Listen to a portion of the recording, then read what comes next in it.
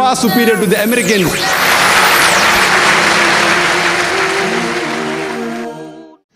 Alhamdulillah, wassalatu wassalam, ala rasulillah wa ala alihi wa sahbihi ajmain, amma ba'd. A'udhu billahi minash shaitanir rajim, bismillahir rahmanir rahim. Wa man ahsanu qawlan mimman da'a ila Allahi wa amila salihan qala innani minal muslimin. Rabbi shrah li sadri wa yassir li amri wahlul 'uqdatam min lisani yafqahu qawli. সবাইকে স্বাগত জানাই Islamic সম্ভাষণে। আসসালামু আলাইকুম ওয়া রাহমাতুল্লাহি ওয়া বারাকাতুহু। আল্লাহ সুবহানাহু ওয়া তাআলার দয়া, শান্তি এবং রহমত আপনাদের সবার উপর বর্ষিত হোক। ইসলাম এবং কম্পারেটিভ রিলিজিয়নের উপর যে কোনো প্রশ্ন করতে পারেন বা ইসলাম প্রচারের উপর আপনারা প্রশ্ন করতে পারেন। কোনো বোন কি প্রশ্ন করবেন? আসসালামু আলাইকুম। ওয়ালাইকুম আসসালাম ওয়া রাহমাতুল্লাহি ওয়া বারাকাতুহু। এই প্রশ্নটা ফতোয়া বিষয়ে, যা প্রতিদিন আমরা দেখতে পাই। গত সপ্তাহে প্রায় প্রতিদিন সংবাদপত্রে আমরা ফতোয়া বিষয় পড়েছি। প্রায় সব বিষয়, এমনকি সানিয়া মির্জার পোশাক সম্পর্কে বলা হয়েছে। আসল বিষয়টা হলো যে অমুসলিমরা মুসলিমদের নিয়ে ঠাট্টা করছে। কারণ হলো এসব ফতোয়া। তাই কিভাবে অমুসলিমদের এসবের জবাব? খুব গুরুত্বপূর্ণ প্রশ্ন করলেন, খুবই ভালো প্রশ্ন। আমরা সানিয়া মির্জা সম্পর্কে পত্রিকার আর সম্প্রতি তিনি 1 নম্বরের সাথে হেরেছেন, সম্ভবত সারাপোভার সাথে। তবে ইস্যুটা সেটা হলো সানিয়া মির্জা মুসলিম এবং যেসব কাপড় পরেন, শর্ট পোশাক, দেহের অধিকাংশই খোলা থাকে ইত্যাদি। তাই প্রায় তাকে প্রশ্ন করা হয় যে তুমি একজন মুসলিম, কিভাবে তুমি এসব কাপড় পরো? আর সে খুব ভালো উত্তর দিয়েছিল যে আমাকে কেন একা প্রশ্ন করছো? আর প্লেয়ারদের কি তুমি প্রশ্ন করেছো? না। তাহলে কেন আমাকে করছো? আমি শুধু মুসলিম বলে? আমার কথা হলো যে কোনো প্লেয়ারকে যদি জিজ্ঞেস করেন, সব প্রধান ধর্মের প্লেয়ারদের দেখাতে পারবো যে হোক সেটা খ্রিস্টান, হোক সে হিন্দু, হোক মুসলিম, যে এই পোশাক পরা হারাম। সেরেনা উইলিয়ামস, সে সবচেয়ে সেরা 1 নম্বর, শুধু US ওপেনই না, পৃথিবীতে 1 নম্বর। তাকে আমি প্রমাণ করে দেখাতে পারবো বাইবেল থেকে। বাইবেল বলছে 1 তিমথি অধ্যায় 2 অনুচ্ছেদ 9 যে শালীন পোশাক পরিধান করো। মহিলারা শালীন পোশাক পরবে আত্মনিয়ন্ত্রণের সাথে এবং লজ্জাবোধের সাথে, এবং দামি মণিমুক্তা আর স্বর্ণ পরা উচিত না। এটা আত্মনিয়ন্ত্রণ, এটা লজ্জাবোধ। একইভাবে হিন্দু ধর্মে বলতে পারি, ঋগ্বেদে বলা হয়েছে যে ব্রহ্মা তোমাদেরকে নারী করেছে, অবশ্যই দৃষ্টি সংযত রাখবে আর মাথার উপর চাদর টেনে দেবে। সুতরাং হিন্দু ধর্ম মতে এই পোশাক পরাটা ভুল, খ্রিস্টান ধর্ম মতে এই পোশাক পরা হারাম, ইসলাম ধর্মেও এটা হারাম। তাহলে রিপোর্টাররা কেন শুধু সানিয়া মির্জাকে জিজ্ঞেস করছে, অন্যদের কেন নয়? সমস্যা হলো রিপোর্টারদের অন্য ধর্ম সম্পর্কে জ্ঞানের কমতি আছে। হ্যাঁ, ঠিক আছে, মুসলিমরা বেশি অনুসরণ করছে, আলহামদুলিল্লাহ সুম্মা আলহামদুলিল্লাহ। এখন মুসলিমরা বেশি অনুসরণ করে শুধু এই কারণেই কি একজন মুসলিমকে জিজ্ঞেস করছে? তাদের উচিত প্রত্যেক মহিলা খেলোয়াড়কে জিজ্ঞেস করা। তাদের অধিকাংশ নিজ ধর্মের বিরুদ্ধে চলে যাচ্ছে, কেন তাদের জিজ্ঞেস করা হচ্ছে না? বাছাই করে তুলে আনছে, কারণ এটাই হচ্ছে নিউজ।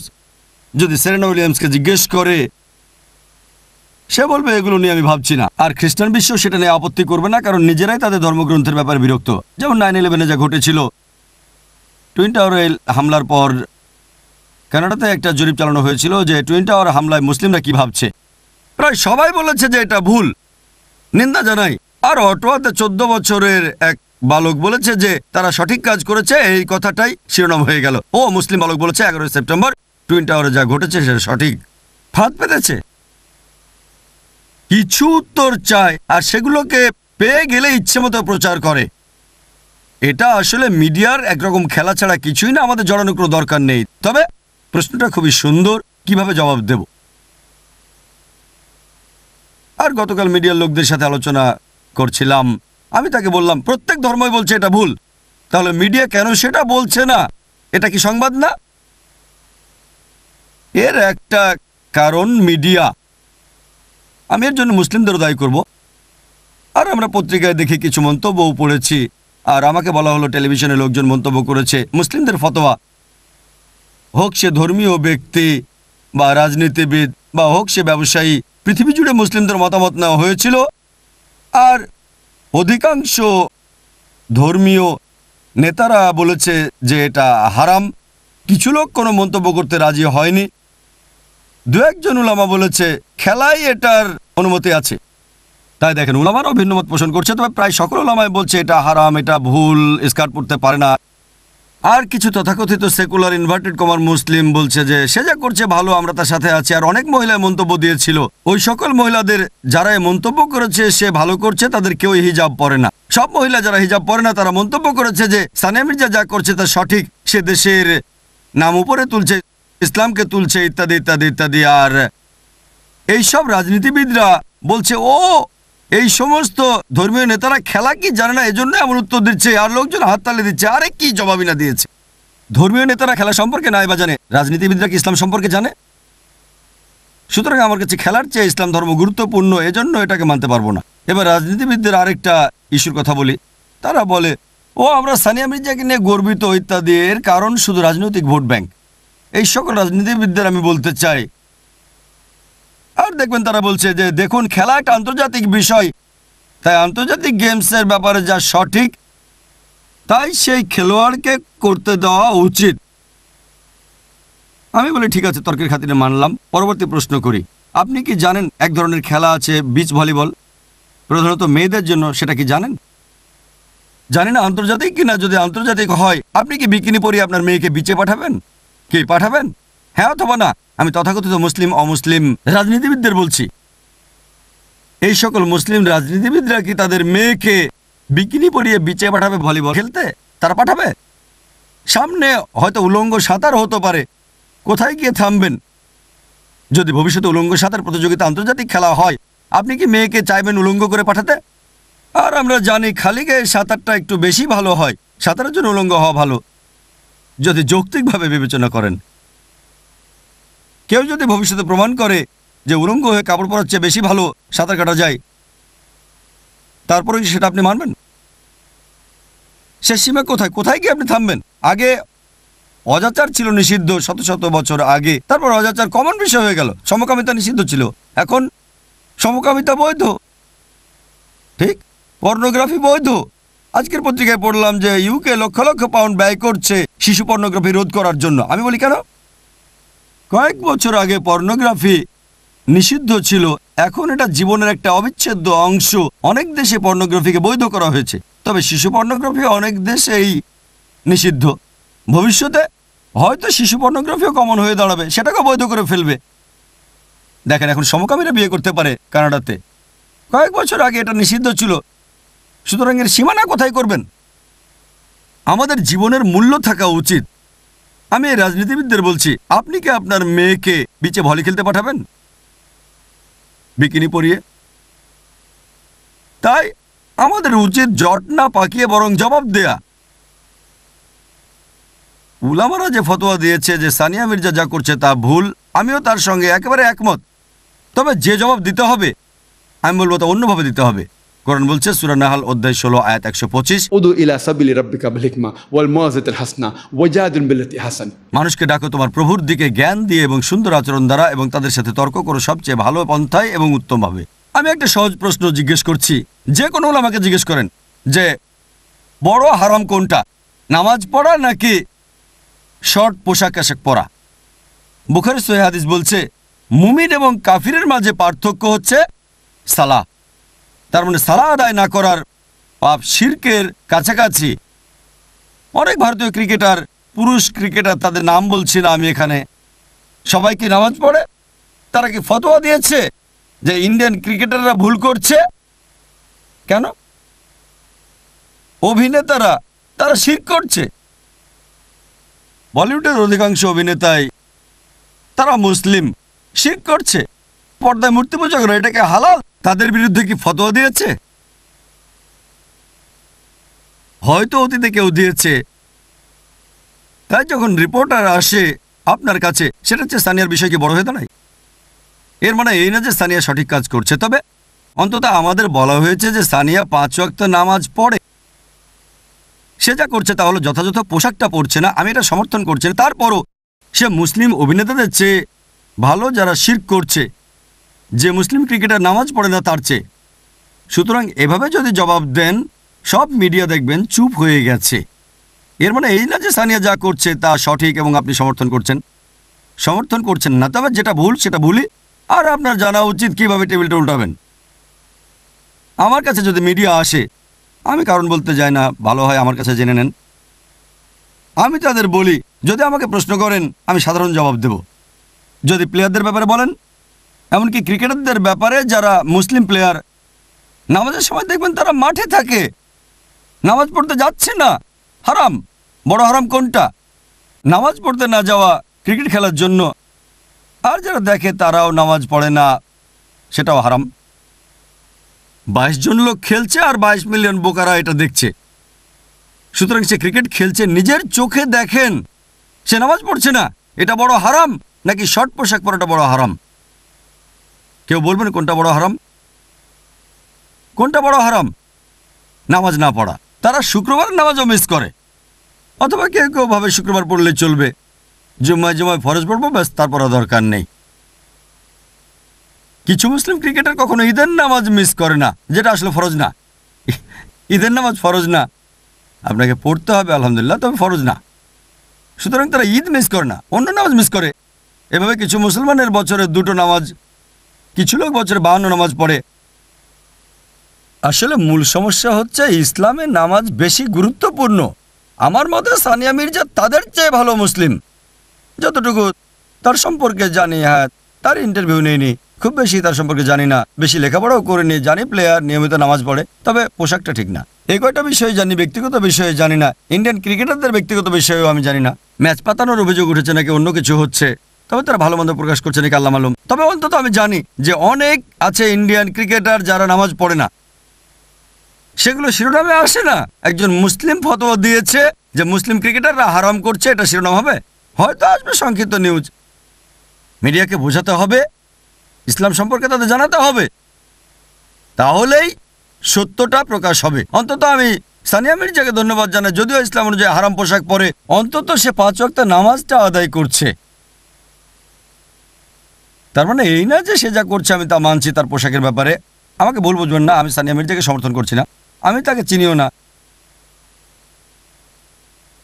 তবে আমি উলামাদের বলছি কিভাবে জবাব দিতে হবে, তাদের জানাচ্ছি মিডিয়াকে কিভাবে জবাব দিতে হবে, কিভাবে টেবিলটা উল্টে দিতে হবে। অমুসলিমদের সাথে কথা বলার সময় আমি তাদের বলি, অধিকাংশ প্রধান প্রধান ধর্মে এমন পোশাক পরা নিষিদ্ধ। যদি এই একই খেলাগুলো আপনারা দেখে থাকেন, কয়েক বছর আগে, 10 বছর, 20 বছর, 40 বছর আগে তারা সম্পূর্ণ পোশাক পরতো।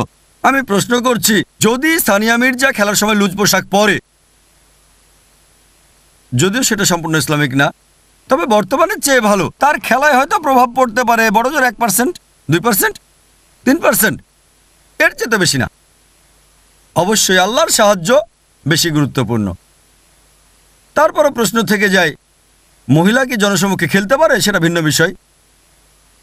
তাই বলবেন না ডক্টর জাকির নায়েক বলেছে যে হিজাব পরে মহিলারা খেলতে পারে, সেটা ভিন্ন প্রশ্ন। তাই আমার জবাবের ভুল ব্যাখ্যা আপনারা করবেন না যে ডক্টর জাকির নায়েক ফতোয়া দিয়েছে নারীরা পূর্ণ হিজাব পরে জনসমক্ষে টেনিস খেলতে পারবে না।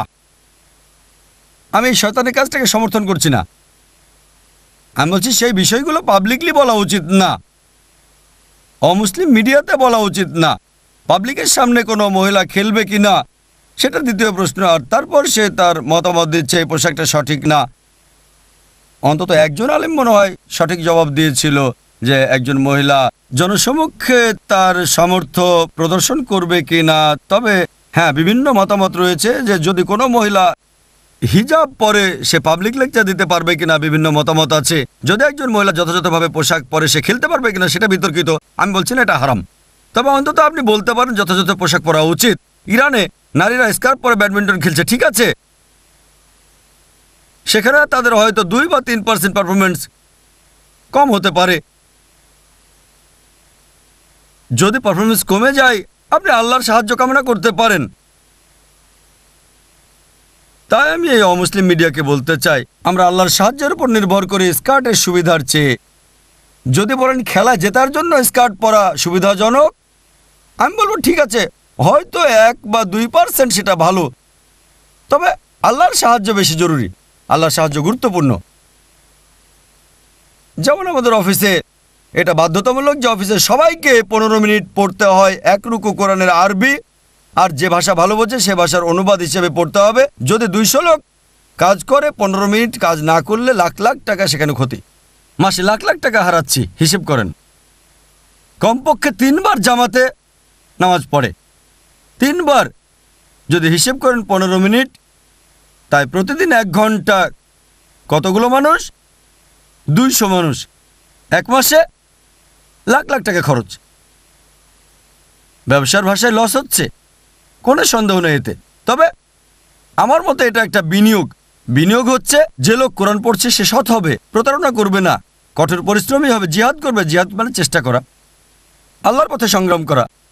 1 ঘন্টা সে হয়তো 2-3 ঘন্টা বেশি কাজ করে দিতে পারে।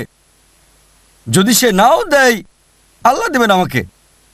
হতে পারে জাকির ভাই বলেছেন তাই করছি, মাথায় আসলে কিছু ঢুকছেই না, সমস্যা নেই। তারা যদি সঠিক পথে নাও চলে, আল্লাহ আমাকে সওয়াব দেবেন। তাই আমরা এখানে যা করছি, বিশ্বাস করুন, আমরা যা করছি সব ব্রেন একত্রে রাখলেও আল্লাহর শপথ, আল্লাহর সাহায্য ছাড়া কিছুই করতে পারতাম না। আমাদের চেষ্টা হয়তো 0.0000001%। এটা আল্লাহর সাহায্য। তবে আল্লাহর সাহায্য তখনই আসবে যখন চেষ্টা করবেন। আল্লাহর কারণে হয়েছে। আল্লাহ কোরআনে বলেন, সূরা আনকাবুত অধ্যায় 29 আয়াত 69, যদি তুমি চেষ্টা করো আল্লাহ সুবহানাহু ওয়া তাআলার পথে, আল্লাহ তোমার জন্য পথ খুলে দেবেন।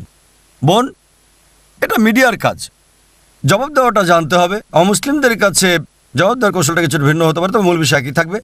উত্তরটা হচ্ছে এই পোশাক সঠিক না।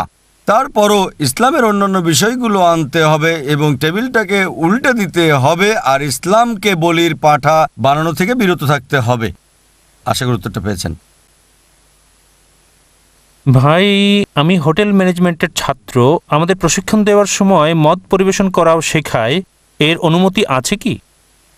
ভাই প্রশ্ন করলেন যে হোটেল ম্যানেজমেন্টে পড়ছেন আর ট্রেনিংয়ে মদ পরিবেশন করতে হয়, অতিথিকে মদ পরিবেশন করার অনুমতি আছে কিনা? এটা ভাই হারাম। এটা কোরআনে হারাম বলার পাশাপাশি অনেক হাদিসও রয়েছে। একটা বিশেষ হাদিস আছে ইবনে মাজাহ, বুক নাম্বার 30 অধ্যায় 6। আমাদের নবীজি মুহাম্মদ সাল্লাল্লাহু আলাইহি ওয়াসাল্লাম বলেছেন, তিনি 10 ক্যাটাগরির লোকদের একটা তালিকা করেছেন যারা মদ নিয়ে কাজ করে, যারা অভিশপ্ত হবে। বলা হয়েছে, যে লোক মদ উৎপাদন করে, যার জন্য মদ উৎপাদন করা হয়, যে মদ সরবরাহ করে, যে লোক বিক্রি করে, যে এটার ব্যবসা করে, যে ব্যক্তি পরিবেশন করে, যার জন্য পরিবেশন করা হয়। এভাবে 10 শ্রেণীর কথা বলা হয়েছে যাদের উপর অভিশাপের কথা নবীজি বলেছেন। সুতরাং পরিবেশন করাটাও একটা ক্যাটাগরিতে আছে যেগুলো বলা হয়েছে, যেমন বানানো, পান করা, আমদানি করা ছাড়াও পরিবেশন করাটাও হারাম। তবে স্বাভাবিকভাবে আপনার হোটেল ম্যানেজমেন্টে সতর্ক হতে হবে, বলতে হবে যে এটা আমাদের ধর্মে নিষিদ্ধ, আপনার সেই সাহস থাকতে হবে। বিশ্বাস করেন, যদি হিকমা সহকারে বলেন, সঠিকভাবে বলেন, কোনো সমস্যা হবে না। সমস্যা হলে পেশা পরিবর্তন করেন। তবে এই সকল কোর্স করলে খেয়াল রাখবেন যেন জয়েন না করেন কোনো 5 স্টার হোটেলে। যদি 5 স্টার হোটেলে যুক্ত হন, সেই ক্যাটাগরিতে যাবেন না যেখানে মদ বিক্রি করা হয়। যদি হোটেলের কোনো একটা অংশে চাকরি করেন যেখানে মদ পরিবেশন করা হয় না, মদ সেই হোটেলের মুনাফার একটা ছোট্ট অংশ, খুবই ছোট্ট একটা অংশ, তাহলে সেটা হালাল। কিন্তু যদি রেস্টুরেন্টে চাকরি করেন, মদ পরিবেশন করেন, এটা হারাম হবে। কারণ যদি রেস্টুরেন্টে কাজ করেন যেটা মদ বিক্রি করে, সেটার বড় অংশ হচ্ছে মদ। মদ বড় অংশ না হলেও লাভের বড় অংশ আসে মদ থেকে। তাহলেও যদি রেস্টুরেন্টে মদ বিক্রি করে আর একটা 5 স্টার হোটেলে মদ পরিবেশন করা হয়, 5 স্টার হোটেলে অনেক সেবা আছে, একটা সেবা হচ্ছে মদ বিক্রি। তবে পরিবেশনকারী হিসেবে চাকরি নিলে হারাম। এয়ারলাইনে চাকরি করা যাবে যদি সেটা বিমানবালার চাকরি না হয়। কারণ যদি এয়ার হোস্টেস বা পার্সার হন, আপনাকে যাত্রীদের জন্য মদ পরিবেশন করতে হবে, এটা হারাম। কিন্তু এয়ারলাইনের বুকিংয়ে চাকরি করতে পারেন, এখানে অ্যালকোহলের লাভ খুবই সামান্য। ইসলামিক শরিয়া বলছে যদি একটা চাকরিতে যুক্ত হন যাতে সামান্য হারাম কার্যক্রম আছে আর আপনি সেটার প্রধানও নন, অন্য কেউ সিদ্ধান্তটা নিয়েছে, তাহলে মনে করবেন আপনার উপার্জনটা হালাল। তাই হোটেল ম্যানেজমেন্ট পড়ার সময় দেখতে হবে কোনো হারাম কার্যক্রম আছে কিনা। এটার অংশ হলে বলবেন পেপসি পরিবেশন করব, এটা ভাবতে হবে আপনি যা করতে চান। আপনি স্প্রাইট পরিবেশন করব, স্প্রাইট মদের মতো দেখায় না, ঠিক আছে? আপনি বললেন যে সেখানে নির্দিষ্ট স্টাইল আছে, আপনাকে করতে হবে, এতে আর কি হবে? তাদের নির্দিষ্ট স্টাইল থাকতে পারে। গ্লাসে মদ পরিবেশন করতে হবে, প্রশিক্ষণ দেয় যাতে ভালো পরিবেশন করা যায়, সব কিছুই আছে। বলতে পারেন আমি এই কাজটা করব না, এটা ট্রেনিংয়ের ছোট্ট একটা অংশ। আপনাকে ঊর্ধ্বতনের সাথে কথা বলতে হবে আর সেটা হিকমার সাথে করতে হবে। ইনশাল্লাহ যদি হিকমার সাথে করেন আপনি পেতেও পারেন। আশা করি উত্তরটা পেয়েছেন। কোনো বোন কি প্রশ্ন করবেন? জি ভাই, আমরা শুনেছি গত মাসে অথবা তার কিছু আগে ইউকেতে একটা সম্মেলন হয়েছিল।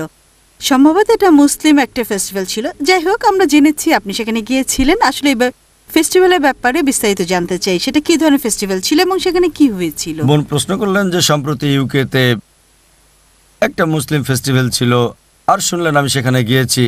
আমার ভুল না হলে ইসলামিক ভয়েসে একটা আর্টিকেল পড়েছি মুসলিম ফেস্টিভ্যাল সম্পর্কে, সেটা ভিন্ন বিষয়। আমি যেখানে গিয়েছিলাম সেটা ইউনিটি ইন দ্য মুসলিম উম্মাহ। যদি মুসলিম ফেস্টিভ্যালের কথা না শুনতাম আমি মনে করতাম বোন ভুল নামটি শুনেছেন। তবে আরেকটা মুসলিম ফেস্টিভ্যাল ছিল যেটা ইউকেতে অনুষ্ঠিত হয়েছিল। আমি জানি সেই প্রোগ্রাম সম্পর্কে বা কোথায় অনুষ্ঠিত হয়েছিল। বোন আমি সেখানে মাত্র একদিনের কনভেনশনে গিয়েছিলাম, ইউকেতে ম্যানচেস্টারে কনফারেন্সে। এটা অনুষ্ঠিত হয়েছিল 7ই আগস্ট, আর আমি সেখানে এক সপ্তাহ ছিলাম।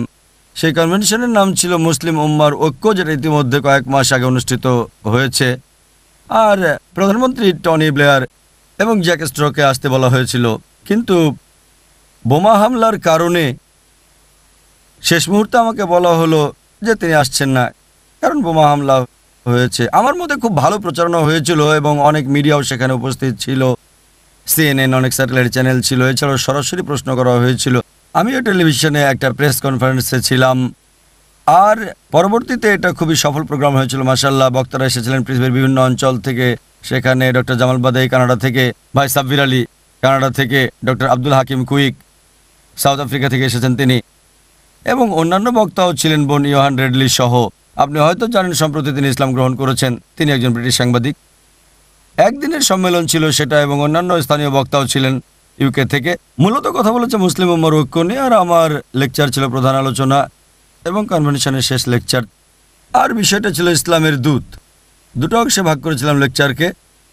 যদিও আমাকে 1 ঘন্টার বেশি সময় দেওয়া হয়েছে, অধিকাংশ বক্তাদের কম সময় দেওয়া হয়েছিল। আমি 8 ঘন্টা সময় লেকচার দিয়েছি মুসলিম উম্মার ঐক্য নিয়ে, আর যে লেকচারটা 2 ঘন্টা দিয়েছি চেন্নাই, সেটা সংক্ষিপ্ত করে দিয়েছি 8 ঘন্টায়। লেকচারের পরবর্তী অংশে ইসলামের দূত এ বিষয়ে কথা বলেছি। প্রথম অংশে কিভাবে মুসলিমদের সাথে সম্পর্ক রাখতে হবে, মূল বিষয় ছিল মুসলিম উম্মার ঐক্য। দ্বিতীয় অংশ ছিল কিভাবে অমুসলিমদের বর্তমান অবস্থায় সম্পর্ক রাখতে হবে। আমাদের বলা হয় সন্ত্রাসী, চরমপন্থী, মৌলবাদী, কিভাবে জবাব দিতে হবে, কিভাবে টেবিলটা উল্টে দিতে হবে।